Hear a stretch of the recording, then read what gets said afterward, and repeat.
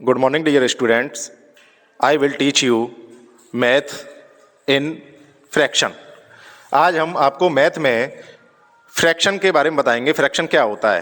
Fraction को बेटा हिंदी में कहते हैं भिन्न। हिंदी में क्या कहते हैं इसको? भिन्न कहते हैं। फ्रैक्शन क्या है?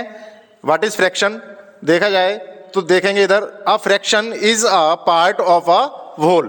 पूरे एक का जो पार्ट हम लेते हैं उसे हम क्या कहते हैं? फ्रैक्शन कहते हैं। जैसे कि हमने ये देखा आपने कि एक सर्कल लिया, उसके हमने 4 पार्ट कर लिए। कितने पार्ट किए इसके?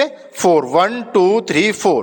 तो जितने पार्ट करते हैं उसको हम नीचे लिखा जाता है। टोटल पार्ट जो होते हैं वो नीचे आते हैं, और ऊपर वाले जो हमारा शेड हो रहा है उसको हम लिख देते हैं ऊपर। इसको बोलते हैं हम न्यूमरेटर और इसको बोलते हैं हम डिनोमिनेटर। ऊपर वाले पार्ट को बोलते हैं न्यूमरेटर और नीचे वाले पार्ट को बोलते हैं डिनोमिनेटर। न्यूमरेटर को हिंदी में कहते हैं अंश और डिनोमिनेटर को हिंदी में कहते हैं हर। जो हमारी फ्रैक्शन है इसके 7 टाइप्स होते हैं। अगर टाइप्स की बात करते हैं, देख रहे हैं यहाँ पे टाइप्स ऑफ फ्रैक्शन, इसके 7 टाइप्स होते हैं बेटा। नंबर 1 है आपका प्रॉपर फ्रैक्शन, दूसरा है इम्प्रॉपर फ्रैक्शन, तीसरा है mix fraction, unit fraction, like fraction, unlike fraction और इक्विवेलेंट फ्रैक्शन। सबसे पहले हम प्रॉपर फ्रैक्शन की बात करते हैं। तो प्रॉपर फ्रैक्शन में हम कैसे पता करें कि ये प्रॉपर है या इम्प्रॉपर है? तो प्रॉपर फ्रैक्शन में क्या होता है कि जब न्यूमरेटर कम होता है और डिनोमिनेटर जिसका ज़्यादा होता है, मतलब ऊपर का नंबर कम हो और नीचे का ज़्यादा होता है, उसे हम कहते हैं प्रॉपर फ्रैक्शन। उसके बाद आता है इम्प्रॉपर फ्रैक्शन। इम्प्रॉपर फ्रैक्शन इसका उल्टा होता है, मतलब ऊपर का ज़्यादा और नीचे का कम। जैसे कि यहाँ पे देख रहे हैं आप 7/6, इसमें 7 न्यूमरेटर है और 6 डिनोमिनेटर है। तो 7 जो है ये 6 से ज़्यादा है, इसलिए ये क्या हो जाएगा? इम्प्रॉपर फ्रैक्शन में आ जाता है। अगला है मिक्स फ्रैक्शन। मिक्स फ्रैक्शन में क्या होता है कि जो इम्प्रॉपर फ्रैक्शन होती हैं हमारी, उसी को हम कन्वर्ट कर देते हैं मिक्स फ्रैक्शन में। जैसे 7/6 लिखा हुआ है, अगर हम 6 का डिवाइड 7 में करेंगे तो ये इम्प्रॉपर फ्रैक्शन में चेंज हो जाएगा, ठीक है ना। जैसे कि यहाँ पर लिखा हुआ है 2 होल 1/7, इसको बोला जाता है 2 कंप्लीट 1/3, या फिर ऐसे बोल सकते हैं 2 होल 1/3। ऐसे ही दूसरा है 5 होल 1/3।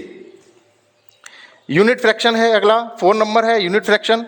यूनिट फ्रैक्शन में क्या होता है कि जिसका न्यूमरेटर 1 होता है और डिनोमिनेटर चाहे कुछ भी हो, कोई भी नंबर हो, लेकिन यूनिट फ्रैक्शन में जो न्यूमरेटर होता है वो 1 ही होता है, हमेशा 1 रहेगा ऊपर आपका। अगर ऊपर 1 है और नीचे कोई भी अदर नंबर है तो वो आपका किस में यहाँ पे बोलेंगे? यूनिट फ्रैक्शन में बोला जाएगा। अगली फ्रैक्शन है आपकी लाइक फ्रैक्शन। लाइक फ्रैक्शन क्या होती है? जिसका डिनोमिनेटर सेम रहता है, चाहे कोई भी नंबर हो, जिसका डिनोमिनेटर सेम होगा वो हमारी क्या रहेगी? लाइक फ्रैक्शन होगी। जैसे यहाँ पर 2/7, 3/7, 5/7, इसमें सब में क्या आ रहा है? नीचे डिनोमिनेटर 7 आ रहा है, सेम है, तो ये हमारा क्या होगा? लाइक फ्रैक्शन में बोला जाएगा। उसके बाद है अनलाइक फ्रैक्शन। अनलाइक फ्रैक्शन क्या होती है? इसमें कुछ भी सेम नहीं होता है, ना तो ऊपर का नंबर और ना ही नीचे के नंबर, कोई भी नंबर सेम आपको नहीं मिलेंगे। जैसे कि यहाँ पर 2/3, 4/5, 3/7, ये आपकी किस में आएंगे? अनलाइक फ्रैक्शन, जिसमें कोई कुछ भी सेम नहीं रहता है। अगला है आपका इक्विवेलेंट फ्रैक्शन। लास्ट फ्रैक्शन है ये आपकी इक्विवेलेंट फ्रैक्शन। इसमें क्या होता है कि ये सारी फ्रैक्शन जो होती हैं वो इक्वल होती हैं। जैसे कि यहाँ पर लिखा हुआ है 3/4। नेक्स्ट फ्रैक्शन है आपकी 6/8। तो अगर हम इसको 2 से डिवाइड करते हैं दोनों को, तो 2 का डिवाइड अगर 6 में करेंगे तो 2 3 जा 6 और 2 4 जा 8, तो यही नंबर लौट के आपका आ जाएगा 3/4। ऐसे ही आपका अगला है 9/12। अगर इसमें हम 3 का डिवाइड करते हैं तो 3 3 जा 9 और 3 4 जा 12, तब भी आपका यही नंबर लौट के आएगा। तो इसलिए ऐसे फ्रैक्शन को हम बोलते हैं इक्विवेलेंट फ्रैक्शन। Thank you.